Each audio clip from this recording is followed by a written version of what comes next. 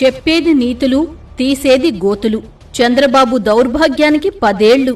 తాను నిప్పుని, ఈ చిన్న నిజాయితీకి ప్రతిరూపమని సెల్ఫ్ ఎలివేషన్ ఇచ్చుకుని బతుకుతున్న చంద్రబాబు నిజరూపం బయటపడి దశాబ్దమయింది. రాజకీయాల్లో అనైతికతను జోడించి ఓట్ల కోసం బేరసారాలు సాగించి ఆడియోతో సహా దొరికిపోయిన చంద్రబాబు రాత్రికి రాత్రి హైదరాబాద్ నుంచి విజయవాడకు బిచానా ఎత్తేసి సరిగ్గా దశాబ్దం కలిగింది.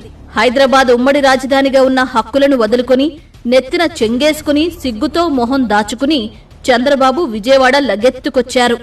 భారత రాజకీయాల్లో ఏ నాయకుడు దిగజారని విధంగా చంద్రబాబు నేరుగా ఓట్ల బేరం చేస్తూ దొరికిపోయారు. ఈ దౌర్భాగ్యాన్ని చూసి దేశం మొత్తం విస్తుపోయింది.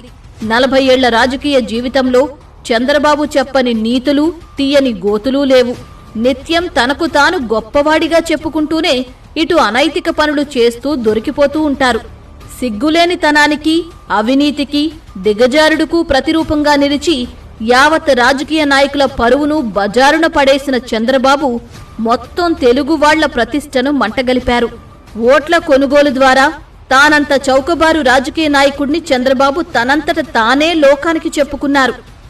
భారత రాజకీయాల్లో ఒక నాయకుడు ఎలా ఉండకూడదు అనే పదానికి ఎక్కువ ఉదాహరణలక్కర్లేదు. జస్ట్ చంద్రబాబును చూపిస్తే చాలు, జనం సిగ్గుతో తలవంచుకుంటారు. అలాంటి చంద్రబాబు తాను పతిత్తునని నిత్యం చెప్పుకుంటూ సొంత భజన చేసుకుంటూ బిల్డప్పులిస్తారు.